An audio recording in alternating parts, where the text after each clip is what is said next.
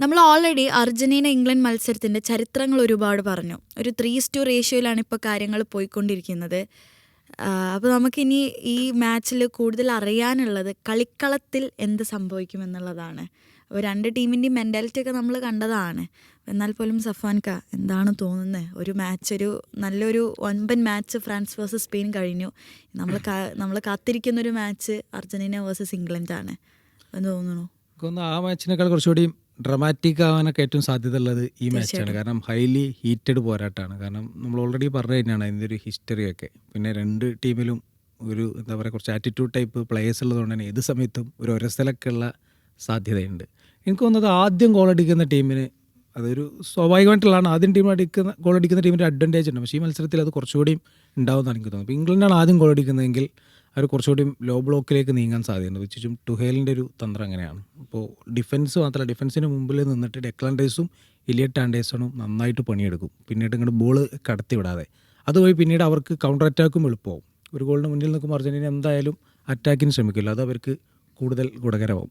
മറുവശത്ത് അർജൻറ്റീനയുടെ കാര്യമല്ല അങ്ങനെ തന്നെ. അർജൻറ്റീനയാണ് ആദ്യം ഗോളടിക്കുന്നതെങ്കിൽ ഇംഗ്ലണ്ടിന് കാര്യങ്ങൾ ഒട്ടും എളുപ്പമായില്ല. കാരണം പിന്നെ അർജൻറ്റീന ഇവർക്ക് ബോൾ കൊടുക്കാതെ ഇവരുടെ റിതം കളയുന്ന ഒരു പരിപാടിയായിരിക്കും മിക്കവാറും എടുക്കാൻ സാധ്യത. പിന്നെ നമ്മൾ പൊതുവെ പറയുന്ന അർജൻറ്റീനയ്ക്ക് ഈ ടൂർണമെൻറ്റ് ഉടനീളം ഒരു മെൻറ്റാലിറ്റി ഉണ്ട് എന്നാണ് നമ്മൾ പറയുന്നത്. മറുവശത്ത് നമ്മൾ ഇംഗ്ലണ്ടിനെ കാണാത്തതുകൊണ്ടാണ്. ഏറെക്കുറെ അർജൻറ്റീന കടന്നു വന്ന അതേ പാതയിലൂടെ തന്നെയാണ് ഇംഗ്ലണ്ട് വന്നിട്ടുള്ളത്. അപ്പോൾ കോങ്കോക്കെതിരെ അവർ ഒരു ഗോൾ അടിച്ച് പിന്നീട് ഒരു ഗോൾ കൺസീഡ് ചെയ്ത് പിന്നീട് 2 ഗോൾ അടിച്ചിട്ടാണ് ജയിച്ച് കയറിയത്. നോർവേക്കെതിരെയുള്ള മത്സരം അവസാന നിമിഷം വരെ ഉണ്ടായിരുന്നു. അതിനേക്കാൾ ഡ്രമാറ്റിക് ആയിരുന്നു മെക്സിക്കോക്കെതിരെയുള്ള മത്സരം. റെഡ് കിട്ടി എന്നിട്ട് അതെ, 10 പേരുമായി വെച്ചിട്ട് അവരും പോയി. അതുകൊണ്ട് മെൻറ്റാലിറ്റിയുടെ കാര്യത്തിലൊന്നും നമുക്ക് അർജൻറ്റീനയ്ക്ക് എഡ്ജ്, ലോക ചാമ്പ്യന്മാരെന്നുള്ള എഡ്ജുണ്ട്. പക്ഷേ ഇതുവരെയുള്ള ടൂർണമെൻറ്റ് നോക്കുമ്പോൾ രണ്ട് ടീമും ഏറെക്കുറെ ഒരേ പാത താണ്ടി വന്നവരാണ്. പക്ഷേ എനിക്കൊന്ന് അർജൻറ്റീനക്കാരും കുറച്ചുകൂടിയും ഒരു ടഫസ്റ്റ് ഓപ്പോണന്റിനെ കിട്ടിയത് ഇംഗ്ലണ്ടിനാണ്. അത് പ്രത്യേകിച്ച് മെക്സിക്കോ എന്ന് പറയുന്ന ഈ tournament one of the best ടീമുകളായിരുന്നു. അവർ ആതിഥേയരായിരുന്നു. പിന്നെ അവർക്ക് ഈ പറഞ്ഞ പോലെ ഗ്രൗണ്ടിൻ്റെ ഉയരം പോലത്തെ അഡ്വാൻറ്റേജ് ഉണ്ടായിരുന്നു. പിന്നെ ഒരു അൺബീറ്റൻ സ്ട്രീക്കിലൂടെ വന്നായിരുന്നു. ഗോൾ കൺസീഡ് ചെയ്തില്ലേ സ്പെയിനൊപ്പം, ഗോൾ കൺസീഡ് ചെയ്യാത്തൊരു ടീമായിരുന്നു. അപ്പോൾ അത്തരം കാര്യങ്ങളൊക്കെ അവർ മറികടന്നിട്ടുണ്ട് ഇംഗ്ലണ്ട്. പിന്നെ പൊതുവേ ഇംഗ്ലണ്ടിന് എല്ലാ കാലത്തും ഉള്ളൊരു പ്രശ്നം എന്ന് പറയുന്നത് ഈ മെൻ്റൽ എന്താണ്, കാരണം ഒരു ഇംഗ്ലീഷ് മെൻറ്റാലിറ്റി ഫുട്ബോളിൽ വളരെ വീക്കാന്നാണ് നമ്മൾ പൊതുവേ പറയാറുള്ളത്. കാരണം അവരുടെ ഹിസ്റ്ററി എങ്ങനെയാണ് പെനൽറ്റി ഷൂട്ടൗട്ട് വന്നാലൊക്കെ. പക്ഷെ അതിൽ നിന്ന് അവരിങ്ങനെ മാറ്റം ഉണ്ടാക്കുന്നുണ്ട്. ഇപ്പോൾ ഗാരറ്റ് സൗത്ത്ഗേറ്റിൻ്റെ കാലത്ത് അദ്ദേഹം പ്രധാനമായിട്ടും ചെയ്തിരുന്നത് അവർക്കൊരു മാനസികമായിട്ടുള്ള മുൻതൂക്കം ഉണ്ടാക്കുക എന്നുള്ളതായിരുന്നു. ഇപ്പോൾ ഈ ടുഹേലും ചെയ്തുകൊണ്ടിരിക്കുന്നതാണ്. കാരണം ഇംഗ്ലണ്ട് എന്ന് പറയുന്നത് ഭയങ്കര മീഡിയ സ്ക്രൂട്ടനിയുള്ള ഒരു സ്ഥലമാണ്. കാരണം നമ്മൾ തന്നെ പെറ്റോ റെഫർ ചെയ്യുന്ന മീഡിയാസൊക്കെ UK ബേസ്ഡാണ്. ഗാർഡിയൻ ആയാലും BBC ആയാലും ടൈംസ് ആയാലും ഒക്കെ. ഇവർ സദാ റഡാറിലാണ്. ആ പ്ലെയറിനെ മാറ്റി ഈ പ്ലെയറിനെ മാറ്റി. മാഞ്ചസ്റ്റർ യുണൈറ്റഡിൻ്റെ കാര്യത്തിലൊക്കെ ഇതേ കാര്യമുണ്ട് നമ്മൾ പറയാറുണ്ട്. അപ്പോൾ ആ ഒരു പ്രഷർ മറികടക്കുക എന്നുള്ളതാണ്. ഇനി കളത്തിലേക്ക് വരുമ്പോഴുള്ള പ്രധാനപ്പെട്ട talking point Harry Kane Bellingham കൂട്ടുകെട്ടാണ്. പക്ഷേ അതൊരേ സമയം ചെറിയൊരു ഡിസഡ്വാൻറ്റേജും അതിലുണ്ട്. കാരണം ഇംഗ്ലണ്ട് ഇതുവരെ സ്കോർ ചെയ്തതിൽ 13-ൽ 12 ഗോളും ഇവരാണ് സ്കോർ ചെയ്തിട്ടുള്ളതെന്നാണ്. അപ്പോൾ മറ്റ് ആളുകൾക്ക് ഗോൾ സ്കോർ ചെയ്യാൻ പറ്റില്ല. പിന്നെ ഈ കെയ്ൻ ബെല്ലിങ്ങാം സഖ്യം എന്ന് പറയുമ്പോൾ എനിക്ക് തോന്നുന്നത് കെയ്ൻ ചെയ്യുന്ന ചില പണി ബെല്ലിങ്ങാം എടുക്കുന്നുണ്ട്. അതുപോലെ ബെല്ലിങ്ങാം ചെയ്യേണ്ട പണി കെയ്നും എടുക്കുന്നുണ്ട്. ഉദാഹരണമായിട്ട് കെയ്ൻ അറ്റാക്കിൽ മാത്രമല്ല, കെയ്ൻ നന്നായിട്ട് ഡിഫെൻസീവിലേക്ക് കോൺസെൻട്രേറ്റ് ചെയ്യും. അപ്പോൾ കെയ്ന് ഇങ്ങോട്ട് ഇറങ്ങി വരുമ്പോൾ എതിർ ടീമിൻ്റെ ഡിഫൻസ് കെയ്നിനെ കുറച്ച് ചുറ്റിപ്പറ്റി നിൽക്കും. ആ സമയത്ത് ബോക്സിൽ ചെറിയ സ്പേസുകൾ ഉണ്ടാവും. അവിടേക്ക് ബെല്ലിങ്ങാം ഓടിക്കയറുന്നത് നമ്മൾ കാണുന്നുണ്ട്. അതായത് കെയ്ൻ ചെയ്യേണ്ട പല ഡ്യൂട്ടിയും ബെല്ലിങ്ങാം എടുക്കുന്നുണ്ട്. ബെല്ലിങ്ങാം ചെയ്യേണ്ട കുറച്ച് ഡിഫെൻസീവ് ഡ്യൂട്ടി കെയ്നും എടുക്കുന്നുണ്ട്. ഈ മുൻനിരയിൽ ഈ കെയ്ൻ ബെല്ലിങ്ങാം സഖ്യം എത്രത്തോളം നിർണായകമാണോ അതുപോലെ തന്നെയാണ് അവരുടെ മിഡ്ഫീൽഡിൽ, പ്രത്യേകിച്ചും ഡെക്ലാൻ റൈസ് എലിയട്ട് ആൻഡേഴ്സൺ സഖ്യം. അത് പലരും നമ്മൾ ഈ കെയ്ൻ ബെല്ലിങ്ങാം സഖ്യം പറയുമ്പോൾ പറയപ്പെടാതെ പോകുന്ന ഒരു സംഭവമാണ് അത്. അതും എന്താ പറയുക, ഈ അറ്റാക്കിങ്ങിലും ഡിഫെൻസീവിലും ഒരുപോലെ കോൺട്രിബ്യൂട്ട് ചെയ്യുന്നതാണ്. എനിക്ക് എലിയട്ട് ആൻഡേഴ്സൺ കുറച്ചുകൂടി അറ്റാക്കിലേക്ക് ചെയ്യുന്നത്. ഡെക്ലാൻ റൈസ് കുറച്ചുകൂടി ഡിഫെൻസീവ് ഡ്യൂട്ടിയാണ് ചെയ്യുന്നത്.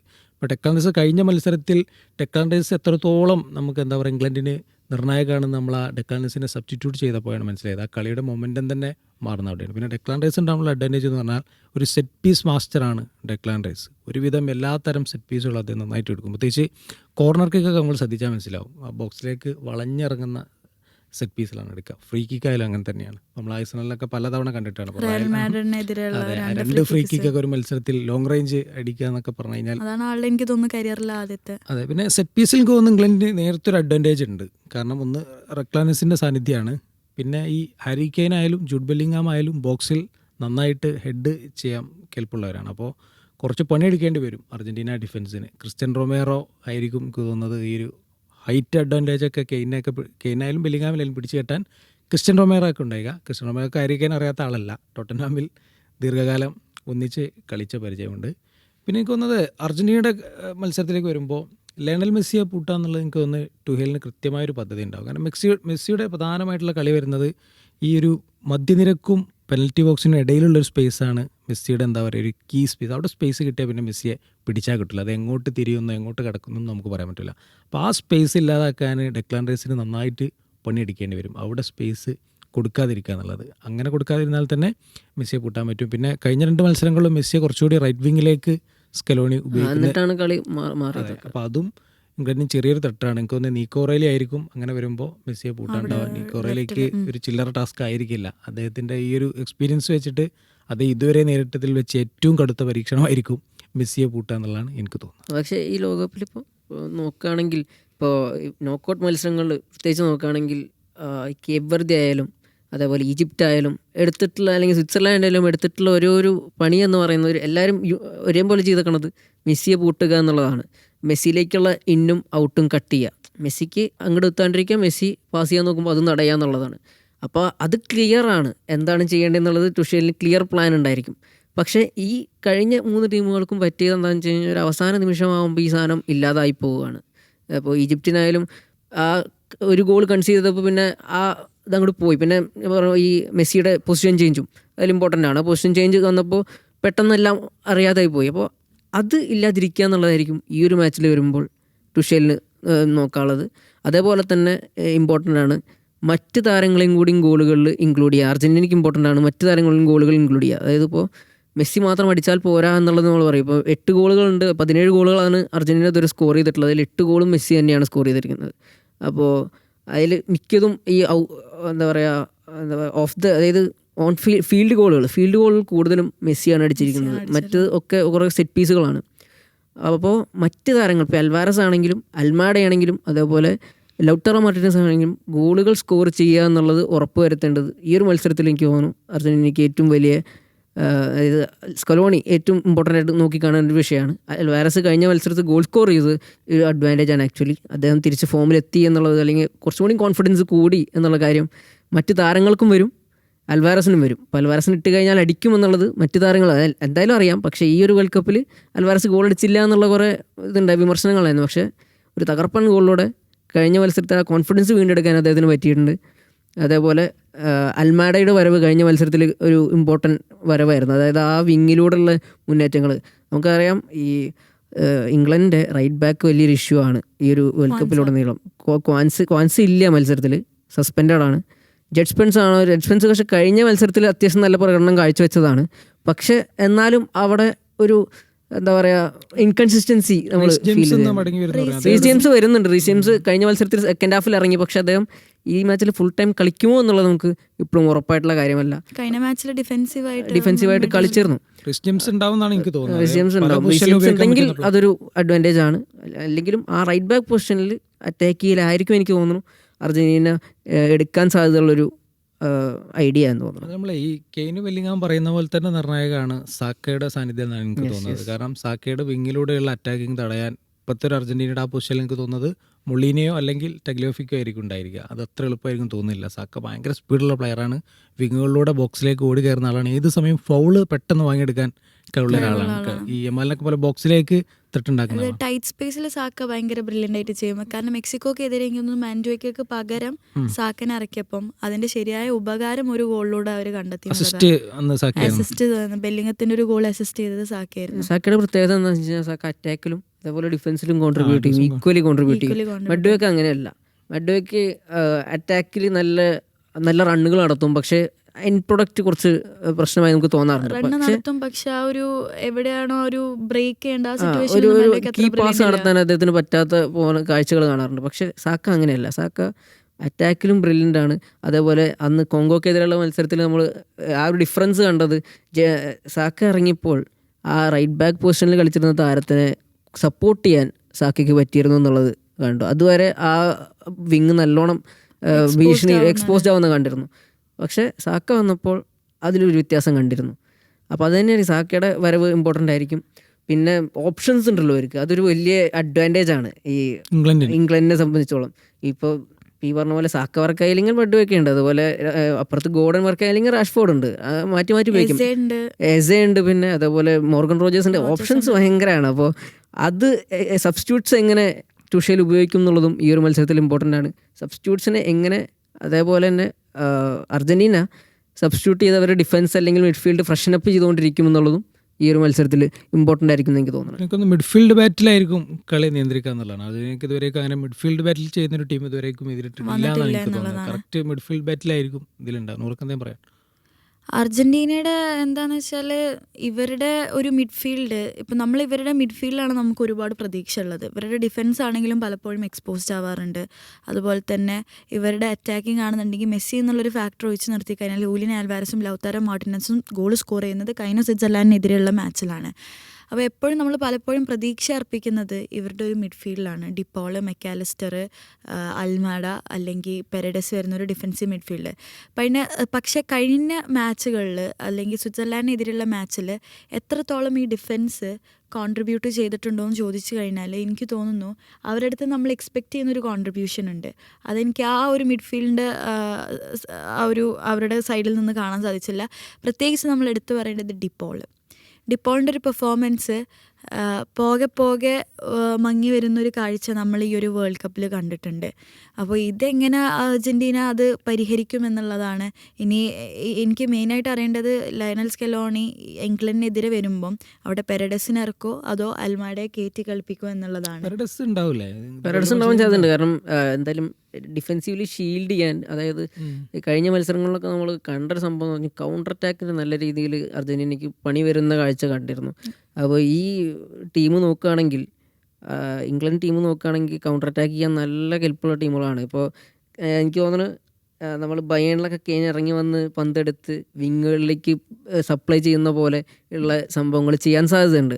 അങ്ങനെയൊക്കെ ചെയ്യുമ്പോൾ ഈ കെയിനെ അവിടെ മാർക്ക് ചെയ്യാനൊക്കെ ആയിട്ട് മിഡ്ഫീൽഡ് പാരഡസ് വേണമെന്നാണ് എനിക്ക് തോന്നുന്നത്. കെയിൻ അല്ലെങ്കിൽ ബെല്ലിംഗാം ആരാണെങ്കിലും മിഡ്ഫീൽഡിൽ പന്ത് റിസീവ് ചെയ്യുന്ന പ്ലെയറിനെ മാർക്ക് ചെയ്യാൻ പാരഡസ് പോലൊരു പ്ലെയർ വേണമെന്നാണ് എനിക്ക് തോന്നുന്നത്. ഡിപ്പോളിനത് ചെയ്യാൻ പറ്റും, പക്ഷേ പാരഡസ് അത് കഴിഞ്ഞ 2 മത്സരങ്ങളിൽ എനിക്ക് തോന്നുന്നത് നല്ല രീതിയിൽ അത് കാണിച്ചിട്ടുള്ളൊരു താരമാണ്. ആ ഒരു ഡിഫെൻസീവ് കപ്പാസിറ്റി നന്നായിട്ട് പാരഡൈസ് കാണിച്ചിട്ടുണ്ടായിരുന്നുള്ളതാണ്. ഇനി ചോദിക്കാം, ഇപ്പോൾ നമ്മൾ ഈ ഒരു മെൻറ്റാലിറ്റി എഡ്ജിനെ കുറിച്ച് നമ്മൾ പറഞ്ഞു. ഇപ്പോൾ കഴിഞ്ഞ കുറച്ച് മാച്ചുകളായിട്ട് നമ്മൾ അർജൻറ്റീന ഇങ്ങനെ തിരിച്ചു വരുന്നൊരു സംഭവം കാണുന്നതുകൊണ്ടാണ് നമുക്ക് അർജൻറ്റീനയുടെ മെൻറ്റാലിറ്റി എഡ്ജ് നമ്മൾ കാണുന്നത്. പക്ഷേ സഫാൻ പറഞ്ഞ സംഭവമാണ്, ഇംഗ്ലണ്ട് അതേ രീതിയിൽ മെക്സിക്കോ എന്ന് പറയുന്ന ടീം ഒരിക്കലും സിമ്പിളല്ല. നമ്മൾ മെക്സിക്കൻ വേവ് എന്താണെന്നൊക്കെ നമുക്കറിയാം. അപ്പം ഒരു 87,000 ഫാൻസ്, അത്രയും വൈൽഡായിട്ട് നിൽക്കുന്ന ഫാൻസിന് മുമ്പിലാണ് അവർ 36-ാം മിനിറ്റിലും 38-ാം മിനിറ്റിലും ജൂഡ് ബെല്ലിംഗം ഗോൾ സ്കോർ ചെയ്യുന്നത്. പിന്നെ അത്രയും ഹൈ ആൾട്ടിറ്റ്യൂഡ്, അതായത് ഇതുവരെ ഇംഗ്ലണ്ട് പ്ലേയേഴ്സിന് കളിച്ച് തീരെ പരിചയമില്ലാത്ത ഒരു സ്റ്റേഡിയം, പക്ഷേ ആ സ്ഥാനത്ത് മെക്സിക്കോ പ്ലേയേഴ്സിന് കളിച്ച് പരിചയമുണ്ട്. അതുമാത്രമല്ല, സ്റ്റേഡിയത്തിന് ഓൺ ഫീൽഡ് നടക്കുന്ന അല്ലെങ്കിൽ സ്റ്റേഡിയത്തിന് ചുറ്റും നടക്കുന്ന പരിപാടികൾ നമുക്ക് ആലോചിക്കാം. പക്ഷേ സ്റ്റേഡിയത്തിന് പുറത്ത് വരെ അവരുടെ ഉറക്കം ഡിസ്റ്റർബ് ചെയ്യുന്ന രീതിയിൽ അല്ലെങ്കിൽ ഒരു അറ്റ്മോസ്ഫിയറിക് പൊല്യൂഷൻ ക്രിയേറ്റ് ചെയ്യുന്ന രീതിയിലൊക്കെ ഫാൻസ് ഒരുപാട് ശ്രമങ്ങൾ നടത്തിയിട്ടുണ്ടെന്നുള്ളത് ഒരുപാട് റിപ്പോർട്ട്സ് ഉണ്ട്. അപ്പോൾ ഈ പ്രശ്നങ്ങളൊക്കെ താണ്ടിയിട്ടാണ് ഇംഗ്ലണ്ട് മെക്സിക്കോക്കെതിരെ ഒരു റെഡ് കാർഡ് ലഭിച്ചിട്ട് പോലും അവരുടെ ആ ഒരു എഡ്ജ് അല്ലെങ്കിൽ അവർ നേടിയ ആ ഒരു ലീഡ് നിലനിർത്തിയിട്ട് ഇപ്പോൾ ഈ കാണുന്ന സെമി ഫൈനൽസ് വരെ എത്തി വന്നിട്ടുള്ളത്. അപ്പോൾ എങ്ങനെയാണ്, ഹരിനോട് ചോദിക്കുകയാണെന്നുണ്ടെങ്കിൽ, എങ്ങനെയാണ് ഈ ഒരു മെൻറ്റാലിറ്റി എഡ്ജിനെ ഹരി ഇളക്കുക? അർജൻറ്റീനക്കാണോ അതിൽ മുൻതൂക്കമുള്ളത്, അല്ലെങ്കിൽ ഇതുവരെ കണ്ട പെർഫോമൻസിൽ ഇംഗ്ലണ്ടിനാണോ? ട്രോഫി വിന്നിൻ്റെ കാര്യത്തിൽ എനിക്ക് തോന്നുന്നു അർജൻറ്റീനയ്ക്ക് ആ ഒരു എഡ്ജ് ഉണ്ട്. അതായത് ഫൈനൽ അല്ലെങ്കിൽ സെമി ഫൈനൽ എങ്ങനെ കളിക്കണം എന്നുള്ളതിൻ്റെ ഒരു കൃത്യം ബോധം അവർക്ക് ഉണ്ടായിരിക്കും. അതുപോലെ തന്നെ ഈ 2 കോച്ചുകളുടെയും പ്രത്യേകത എനിക്ക് ഭയങ്കര ഇഷ്ടം. അതായത് രണ്ടുപേരും ജയിക്കാൻ വേണ്ടി എന്തും ചെയ്യുന്ന കോച്ചുകളാണ്. എന്തും ചെയ്യും, പ്രാക്ടിക്കലി എന്ത് വേണമെങ്കിലും ചെയ്യാം. അതായത് ആ മെക്സിക്കോനെതിരെയുള്ള മാച്ച് തന്നെ നമുക്ക് എടുത്തു കഴിഞ്ഞാൽ 10 പേരെ ചുരുങ്ങി, ഈ ചെയ്യേണ്ടത് ഡിഫൻസാണ്. അപ്പോൾ ഡാൻ ബേണിനെ ഇറക്കി വിടുവാണ്. ക്രോസുകൾ വരുന്നറിയാം, അതുകൊണ്ട് ഡിഫെൻഡ് ചെയ്യണമെങ്കിൽ ഡാൻ ബേൺ വരണം, ആ ഉയരക്കാരൻ വരണം. ഒരുപാട് ഡിഫൻഡേഴ്സിനെ ഇറക്കി വിടുന്ന കാഴ്ച. അപ്പോൾ അത് കണ്ടോ, ഇനി ഗോളാണോ വേണ്ടേ, അറ്റാക്കേഴ്സ് വരട്ടെ എന്ന് പറഞ്ഞു. അതേപോലെ തന്നെയാണ് സ്കലോണിയും ചെയ്യുന്നത്. സ്കലോണി കഴിഞ്ഞ മത്സരത്തിൽ ഇപ്പോൾ 10 പേരെ, സ്വിറ്റ്സർലൻഡ് 10 പേരെ ചുരുങ്ങി, ഗോൾ വേണം, എന്ത് ചെയ്തു, അറ്റാക്കേഴ്സിനെ കൂടുതൽ ഇറക്കി വിട്ടു. അപ്പോൾ ഈ ഒരു മത്സരത്തിൽ എനിക്ക് തോന്നുന്നു 2 പേരുടെയും ഡിഫൻസുകൾ അത്ര നല്ല പേര് കേട്ട, അതായത് ഈ ഒരു വേൾഡ് കപ്പിൽ അത്ര നല്ല പേരുണ്ടാക്കിയ ഡിഫൻസുകളല്ല. അപ്പോൾ ഗോളുകൾ വീഴുമെന്നാണ് എനിക്ക് തോന്നുന്നത്. 2 സ്ഥലത്തും ഗോളുകൾ വീഴും. പക്ഷേ ഒരു ഗോൾ വഴങ്ങിയാലും തിരിച്ചടിക്കാൻ പറ്റിയ ടീമുകളാണ് രണ്ടും. അപ്പോൾ തിരിച്ചടിക്കുകയും ചെയ്യുമെന്ന് എനിക്ക് തോന്നുന്നത്. അപ്പോൾ ഗോളുകൾ അധികം വീഴാൻ സാധ്യതയുണ്ട്. അല്ല, നമ്മൾ ഈ മെൻറ്റാലിറ്റി കാര്യം പറയുമ്പോൾ നമ്മൾ മുമ്പൊക്കെ ഇങ്ങനെ പറയാറുണ്ട്. ഇപ്പോൾ ഒരു ഇംഗ്ലീഷ് മെൻറ്റാലിറ്റി, ഒരു സൈക്കോളജിക്കൽ ബ്ലോക്ക് ഉണ്ട്. ഫ്രാൻസിന് വേറെ മെൻറ്റാലിറ്റി, ജർമ്മനിയുടെ ഒരു ഹൈ കോൺഫിഡൻസ് മെൻറ്റാലിറ്റി എന്നൊക്കെ പറയും. കാരണം ആ ഒരു രാജ്യത്തിൻ്റെ ഒരു ചരിത്രവും കൾച്ചറൊക്കെ വെച്ചിട്ടാണ് നമ്മൾ പറയുന്നത്. പക്ഷെ നമ്മൾ ഈ ഇമിഗ്രേഷൻ, അത് കുടിയേറ്റം വന്നതോടെ ഈ ഒരു ഡൈനാമിക്സ് ഒക്കെ മാറി. ഇപ്പോൾ ബെല്ലിംഗാമിൻ്റെ ഒരു ആൻസെസ്ട്രൽ റൂട്ട് നോക്കുക, അദ്ദേഹം ഒരു ഇംഗ്ലീഷ് എന്നൊന്നും നമുക്ക് വിളിക്കാൻ പറ്റില്ല. അദ്ദേഹത്തിൻ്റെ മറ്റു രാജ്യങ്ങൾക്ക് കളിക്കാൻ വേണ്ടി യോഗ്യത ഉണ്ടായിരുന്നു. ഇവരുടെ പാരൻസൊക്കെ മറ്റു പലതാണ്. ഇപ്പോൾ പല വയസ്സും ജമൈക്കൻ പേര്, ആഫ്രിക്കൻ പേരൊക്കെ ഉള്ളവരാണ്. അപ്പോൾ അതുകൊണ്ട് തന്നെ നമുക്ക് മുമ്പത്തെ പോലെ ഇതൊരു ഇംഗ്ലീഷ് മെൻറ്റാലിറ്റി ഇതിനെ ബാധിക്കുമെന്ന് പറയാൻ പറ്റില്ല. ഞാൻ പറയുന്ന കുടിയേറ്റം വന്നപ്പോൾ അതിൻ്റെ ഒരു ഡൈനാമിക്സ് വന്നിട്ടുണ്ട്. എൻ്റെ ഒരു നിരീക്ഷണമാണ്. അത് എത്രത്തോളം ശരി എനിക്ക് തോന്നുന്നത് അങ്ങനെയാണ്. കാരണം മുമ്പത്തെ ഒരു ഇംഗ്ലീഷ് ടീമൊന്നും അങ്ങനെയല്ല. ഒരു 11-ൽ 10 പേരും ആ ഒരു റൂട്ടഡ് പ്ലേയേഴ്സ് ആയിരിക്കും. അപ്പോൾ അവർക്ക് ഒരുപക്ഷെ ആ ഒരു ജനറ്റിക് ആയിട്ടുള്ള അല്ലെങ്കിൽ ആൻസെസ്ട്രൽ സംഭവം ഉണ്ടാകും. പക്ഷേ ഈ കുടിയേറ്റം വന്നതോടെ ആ ഒരു ഡൈനാമിക്സ് ഒക്കെ മാറിയിട്ടുണ്ടെന്ന് എനിക്ക് തോന്നുന്നു. പിന്നെ അതുപോലെ തന്നെ ഇൻ കേസ് പെനൽറ്റി ഷൂട്ടറിലേക്ക് മത്സരം പോകാനുള്ള സാധ്യത കൂടി നമ്മൾ കാണണം. രണ്ടും പെനൽറ്റിയിൽ നല്ല ഗംഭീര പെർഫോമൻസ് ആണ്. അതെ, എമിലിയാനോ മാർട്ടിനസിനെ കുറിച്ച് നമുക്ക് പറയേണ്ട ആവശ്യമില്ല. നമ്മൾ പലകുറി കണ്ടതാണത്. ഈ അപ്പുറത്ത് ജോർഡൻ പിക്ഫോർഡ് ആണെങ്കിൽ ഇംഗ്ലണ്ടിന് വേണ്ടി ഏറ്റവും വേൾഡ് കപ്പ് കളിച്ച പ്ലെയറാണ് ജോർഡൻ പിക്ഫോർഡ്. ഗോൾ കീപ്പർ അല്ല, പ്ലെയർ കൂടിയായി മാറിയിട്ടുണ്ട്. കാരണം ഈ ഗാരത്ത് സൗത്ത്ഗേറ്റിനെ തന്നെ ഏറ്റവും പ്രിയപ്പെട്ട ആളായിരുന്നു ഈ പിക്ഫോർഡ് എന്ന് പറയുന്നത്. അത് ക്ലബ് ലെവലിലൊന്നും അത്ര നമ്മൾ കാണുന്ന ആളല്ല, പക്ഷേ വേൾഡ് കപ്പ് വരുമ്പോൾ സ്ഥിരം കേൾക്കുന്ന പേരാണ്. പിന്നെ ഈ കുറേ തന്ത്രങ്ങളിലുള്ള ആളാണ്. ഈ എമിലിയാനോ മാർട്ടിനസ് ചെയ്യുന്ന പല തന്ത്രങ്ങളും ഈ ബാറിന് താഴെ ചെയ്യുന്ന ആളാണ് പിക്ഫോർഡ്. എതിരാളികളെ പ്രകോപിപ്പിക്കുക. പിന്നെ നമ്മൾ കണ്ടിട്ടുണ്ടാവും വാട്ടർ ബോട്ടിൽ ഓരോ 11 താരങ്ങളും എവിടേക്ക് കിക്ക് എടുക്കുന്ന എഴുതിയിട്ട് വരുന്ന ആളാണ് ഈ പിക്ഫോർഡ്. അപ്പോൾ പെനാൽറ്റി ഷൂട്ടൗട്ടിൽ 2 ഗോൾ കീപ്പർമാർക്കുണ്ട്. പക്ഷേ കിക്ക് എടുക്കാൻ വരുന്നതിൽ ഓഫ് കോഴ്സ് അർജന്റീനയ്ക്ക് ഒരു മുൻതൂക്കമുണ്ട്. ഇംഗ്ലണ്ടിൻ്റെ എല്ലാ കാലത്തും തലവേദനയായ ഒരു സംഭവമാണ് കിക്ക് എടുക്കുന്നത്. ഹാരി കെയ്ൻ പോലും പല നിർണായക സമയങ്ങളിൽ പെനാൽറ്റി മിസ്സാക്കുന്നത് നമ്മൾ കണ്ടിട്ടുണ്ട്. ഇപ്പോൾ ബുണ്ടസ് ലീഗയിൽ ഹാരി കെയ്ൻ എത്രയോ കണ്ടിന്യൂസ് പെനാൽറ്റി സ്ട്രീക്കുള്ള ആളാണ്. പക്ഷേ ഇംഗ്ലണ്ട് ജേഴ്സിയിലേക്ക് വരുമ്പോൾ നിർണായക സമയത്ത് ചിലപ്പോൾ മിസ്സാക്കാറുണ്ട്. കഴിഞ്ഞ ക്വാർട്ടർ ഫൈനൽ ഫ്രാൻസിനെതിരെ ഹാരി കെയ്ൻ മിസ്സാക്കിയത് പലർക്കും ഓർമ്മയുണ്ടാവും. ഷൂട്ടൗട്ടല്ല, പെനാൽറ്റി. എംബാപ്പെ ചിരിച്ചൊരു സീനൊക്കെ പലർക്കും. മറ്റേ യൂറോയിൽ ഇറ്റലിയുടെ കൂടെയുള്ള പെനാൽറ്റി ഷൂട്ടൗട്ടിലാണല്ലോ ഇവർ ഇംഗ്ലണ്ട് തോൽക്കുന്നത്. സാക്ക, റാഷ്ഫോർഡ് എന്നവരൊക്കെ അന്ന് പെനാൽറ്റി. സാക്ക, റാഷ്ഫോർഡ് ഇപ്പോൾ മെച്യൂർ ആയിട്ടുണ്ട്, പ്ലേയേഴ്സ് നല്ലോണം മെച്യൂർ ആയിട്ടുണ്ട്. എന്നാലും ഈ പറഞ്ഞ പോലെ പെനാൽറ്റി ഷൂട്ടൗട്ട് വരികയാണെങ്കിൽ എഡ്ജ് ഉണ്ട്. പക്ഷേ എക്സ്ട്രാ ടൈമിലേക്ക് പോകുമ്പോൾ ഈ പ്ലേയേഴ്സ് എനിക്ക് തോന്നുന്നു ഈ സബ്സ്റ്റിറ്റ്യൂട്ട്സ് ഉണ്ടല്ലോ, അത് ഇംഗ്ലണ്ടിന് ഒരു വലിയ അഡ്വാൻറ്റേജ് ആയിട്ട് വരും എനിക്ക് തോന്നുന്നു.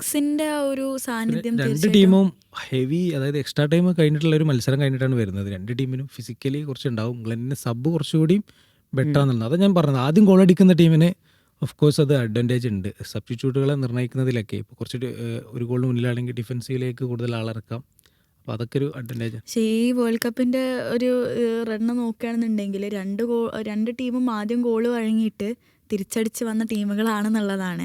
അപ്പോൾ ആ ഒരു മെൻറ്റാലിറ്റിയും കൂടെ ഉണ്ട്. അത് പിന്നെ നമ്മൾ അർജന്റീനയായി ഈ വേൾഡ് കപ്പിൽ നമ്മൾ പൊതുവേ പറയുന്ന അർജന്റീന വിചാരിച്ച പോലെ എത്തിയില്ല, ഭയങ്കര പ്രശ്നത്തിലൂടെയാണ് കടന്നു പോകുന്ന ഓരോ മത്സരം എന്ന് പറയുന്നില്ല. ഞാൻ പറയുന്ന കഴിഞ്ഞ വേൾഡ് കപ്പിൽ എന്തായിരുന്നു സ്ഥിതി, ഇതിനേക്കാൾ അപ്പുറമായിരുന്നു എന്നാണ് ഞാൻ പറയുന്നത്. അന്ന് പക്ഷേ അർജന്റീന നമുക്കൊരു എക്സൈറ്റ്മെൻറ്റ് ഉണ്ട്, എത്ര വരെ പോവും, നമ്മൾ കൂടുതൽ എക്സ്പെക്റ്റും ചെയ്യുന്നില്ല, എത്ര വരെ പോകും എന്നുള്ളതായിരുന്നു. അന്നത്തെ മത്സരങ്ങൾ നോക്കി എനിക്ക് തോന്നുന്നത് ക്രൊയേഷ്യക്കെതിരെയുള്ള മത്സരം മാത്രമാണ് അർജന്റീന ഫുൾ ഡോമിനൻറ്റിൽ കളിച്ചിട്ടുള്ളത് സെമി ഫൈനലിൽ. ഓസ്ട്രേലിയയോട് വിറച്ചിട്ടാണ് ജയിച്ചിട്ടുള്ളത്. നെതർലാൻഡ്സിനോടും ആദ്യം അടിച്ചിട്ടുണ്ടെങ്കിലും അവസാനം പോയിട്ട് കൊളാക്കുന്ന നമ്മൾ കണ്ട്. അതേ സിറ്റുവേഷൻ തന്നെയായിരുന്നു ഫ്രാൻസിനോടും. അത് നമ്മൾ ഈ ടൂർണമെൻറ്റിലാണ് അങ്ങനത്തെ മത്സരങ്ങൾ നമ്മൾ ഭയങ്കര വിമർശനമായിരിക്കും. കയ്യിലിരുന്ന കളി കൊണ്ടുപോയി നശിപ്പിച്ചു എന്നാണ് പറയുക.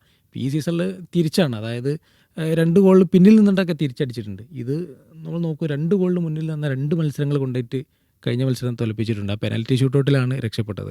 അപ്പോൾ നമ്മളത് ടൂർണമെൻറ്റ് എന്ന് പറഞ്ഞാൽ അങ്ങനെ തന്നെയാണ്. അപ്പോൾ നമ്മൾ അതിലൊന്നും ഭയങ്കര ആശയപ്പെടേണ്ട കാര്യമില്ല. പിന്നെ ഓരോ മത്സരവും പുതിയതാണ്. അപ്പോൾ നമ്മളിപ്പോൾ സ്പെയിനിനെ ഏറ്റവും നന്നായി കളിച്ച ടീം കേപ്പ് വെർഡെയാണ്. ഇപ്പോൾ ഈ ഫ്രാൻസിന് പോലും ഫ്രാൻസിനേക്കാൾ നന്നായി കളിച്ചിരുന്നു കേപ്പ് വെർഡെ. നമുക്ക് ടീം ലൈനപ്പ് വെച്ചിട്ട് കേപ്പ് വെർഡെ ഫ്രാൻസിനേക്കാൾ മികച്ചതെന്ന് പറയാൻ പറ്റില്ല. ഓരോ മത്സരവും ഓരോന്നാണ്. അപ്പോൾ ആ കളിക്കളത്തിലെ 90 മിനിറ്റ് നിർണ്ണയിക്കും എന്ത് എന്നുള്ളതാണ്. പിന്നെ മെസ്സി ഫാക്ടർ ഒരു വലിയ അഡ്വാൻറ്റേജ് ആണ് അർജന്റീനയ്ക്ക്. മെസ്സി അപ്പം എങ്ങനെ കളി ധരിക്കുന്നു നമുക്ക് അധികം പറയേണ്ട ആവശ്യമില്ല. അതപ്പോൾ മെസ്സി ഒരു വലിയ ഫാക്ടർ തന്നെയാണ്. പിന്നെ വേറൊരു സംഭവം എന്ന് പറഞ്ഞാൽ ഈ ഒരു മാച്ചിലേക്ക് വരുമ്പോൾ റെഫറി ഭയങ്കര ഇമ്പോർട്ടൻ്റ് ആയിരിക്കും. അത് മറ്റൊരു കേസ്, അതായത് കഴിഞ്ഞ ഇംഗ്ലണ്ടിൻ്റെ മത്സരത്തിൽ വലിയൊരു കോൺട്രവേഴ്സിക്ക് ശേഷമാണ് ഇംഗ്ലണ്ട് വരുന്നത്. അതേപോലെ അർജന്റീനയും വരുന്നത് കോൺട്രവേഴ്സി കഴിഞ്ഞിട്ടാണ്. അപ്പോൾ രണ്ടുപേർക്ക് കോൺട്രവേഴ്സിയുടെ പേരുണ്ട്. അതേപോലെ തന്നെ ഇംഗ്ലീഷ് മീഡിയ നമുക്കറിയാം എങ്ങനെ ഒരു കാര്യത്തിനെ എടുത്ത് മറിക്കുന്നുള്ള കാര്യം അറിയാം. അപ്പോൾ ഈ ഒരു മാച്ചിൽ ഒരു കോൺട്രവേഴ്സി ഉണ്ടാവുകയാണെങ്കിൽ അത് എത്രത്തോളം ഒരു ഫുട്ബോൾ എന്ന ഗെയിമിനെ ബാധിക്കും, അല്ലെങ്കിൽ ഫുട്ബോൾ കൾച്ചറിനെ, ഫുട്ബോൾ സർക്കിൾസിനെ ബാധിക്കും എന്നുള്ള കാര്യം നമുക്ക് അറിയാം. എങ്ങനെ ഇംഗ്ലീഷ് മീഡിയ സ്ക്രൂട്ടനൈസ് ചെയ്യുന്നുള്ള കാര്യവും അറിയാം. അപ്പോൾ അത് ഇല്ലാതെ നോക്കുക എന്നുള്ളത് എനിക്ക് തോന്നുന്നു ഫിഫയുടെ വലിയൊരു കാര്യമായിരിക്കും. അതൊരു വാലിഡ് പോയിന്റാണ്. കാരണം ഈ ഈജിപ്തിനായിട്ട് ഒക്കെ വന്ന ഒരു തെറ്റി മത്സരത്തിന് പേരെങ്കിൽ ഇംഗ്ലീഷ് മീഡിയാസിന് ശരിക്കും അറിയാത്തോണ്ടാന്ന് പറയില്ലേ. അവന്മാരുടെ അടുത്താണ് ഒരുവിധം വേൾഡിൽ ഒരു അജണ്ട നിർണ്ണയിക്കുന്ന പല മാധ്യമങ്ങളും ഇവരുടെ അടുത്താണ്. അവർ ഓൾറെഡി ഇങ്ങനെ ചെറിയ ഫിഫക്കെതിരെയൊക്കെ പലതും അടിച്ചിറക്കുന്നതാണ്. ഇത് കിട്ടിയാൽ ഫിഫനെ അങ്ങ് ലോകതലത്തിൽ തന്നെ ഇവർ എന്താ പറയുക അറ്റാക്ക് ചെയ്യും. റൂൾസ് ചെയ്ത് വരാന്ന് പറയുന്നത് അപ്പോൾ അവർക്കറിയാം എങ്ങനെയാണ് ഇത് ഏത് ഗെയിമിലും ഇങ്ങനെ തന്നെയാണ് കേട്ടോ. അപ്പോൾ ഈവൻ ക്രിക്കറ്റ് ഇംഗ്ലണ്ടിൽ ഫുട്ബോളിന് പിന്നിൽ നിൽക്കുന്ന ഗെയിമാണ്. പക്ഷേ ഒരു കഴിഞ്ഞ ആഷസിൽ ഒരു ഓസ്ട്രേലിയ ഒരു അന്യായമായിട്ട് ഒരാൾ ഔട്ടാക്കുന്നുണ്ട്. എന്നിട്ട് സ്റ്റോക്സ് അതിൽ ഇതൊരു മൊറാലിറ്റിക്ക് എതിരാണെന്നൊക്കെ പറഞ്ഞു. അത് ഇംഗ്ലീഷ് മീഡിയം എടുത്തിട്ട് അങ്ങ് അലക്കൽ തുടങ്ങി. പക്ഷേ PS മോർഗനൊക്കെ ലൈവ് ഷോ ഒക്കെ അങ്ങ് വെക്കൽ തുടങ്ങി. ഇങ്ങനത്തെ ഒരുപാട് ആളുണ്ട്. ലാസ്റ്റ് ഓസ്ട്രേലിയൻ പ്രൈം മിനിസ്റ്റർ വരെ അതിൽ ഇടപെടേണ്ടി വന്നു ഒരു വിക്കറ്റിൻ്റെ കാര്യത്തിൽ. അത് ക്രിക്കറ്റിൽ അങ്ങനെ അവർ ചെയ്യുന്നുണ്ടെങ്കിൽ ഫുട്ബോളിൽ ഫിഫനെ ഒരു ബാക്ക് ഫുട്ടിലാക്കി കളയും. അതുകൊണ്ട് തന്നെ വളരെ ക്രൂഷ്യലായിരിക്കും ഇന്നത്തെ ഡിസിഷൻസ് എന്നാണ് എനിക്ക് തോന്നുന്നത്, റഫറിങ് ഡിസിഷൻസ്. അതൊരു പോയിന്റ്. അപ്പോൾ 90 മിനിറ്റുകൾ, വളരെ നിർണായകമായിട്ടുള്ള 90 മിനിറ്റുകളാണ് ഇനി വേൾഡ് കപ്പ് കാണാൻ പോകുന്നത്. അപ്പോൾ ഇംഗ്ലണ്ട് വേഴ്സസ് അർജൻറ്റീന മാച്ച് ഒരു പക്ഷേ ഏറ്റവും കൂടുതൽ വ്യൂവേഴ്ഷിപ്പ് ഒരു പക്ഷേ ഈ ഒരു മാച്ചിന് ഉണ്ടാവുമെന്ന് ഞാൻ വിശ്വസിക്കുന്നുണ്ട്. എന്നെ എല്ലാവരും ഇതിലിട്ട് പൂട്ടാൻ നോക്കലുണ്ട്. ഞാൻ പറയില്ല, പ്രഡിക്ഷൻ പറയില്ല. പക്ഷെ നിങ്ങൾക്ക് പറയാം. സഫാൻക്ക് തുടങ്ങട്ടെ. ഞാൻ പറഞ്ഞു ആദ്യം ഗോൾ അടിക്കുന്നവർക്ക് അടിച്ചിട്ടുണ്ടാവും. അതല്ല, എനിക്ക് സ്കോറാണ്ടത്. ഇതിപ്പോൾ സുഖമാണല്ലോ, ആദ്യം ഗോൾ അടിക്കുന്നവർക്ക് അടിച്ച ഒരു സ്കോർ, വെറുതെ ഒരു രസത്തിനൊരു സ്കോർ 2-1 അത് ആര് എന്താന്ന് ഞാൻ പറയുന്നില്ല. 2-1 ഇംഗ്ലണ്ട്. 2-1 ഇംഗ്ലണ്ട് ഞാൻ പറഞ്ഞത്. അപ്പോൾ ഇത് ഞാൻ 2-1 അർജന്റീന ആക്കി എടുക്കുന്നു. അപ്പോൾ അടുത്ത പോഡ്കാസ്റ്റിൽ നമുക്ക് ഇതിനെ സ്ക്രൂട്ടനൈസ് ചെയ്തിട്ട് ബാക്കി ചർച്ചകൾ തുടരാം.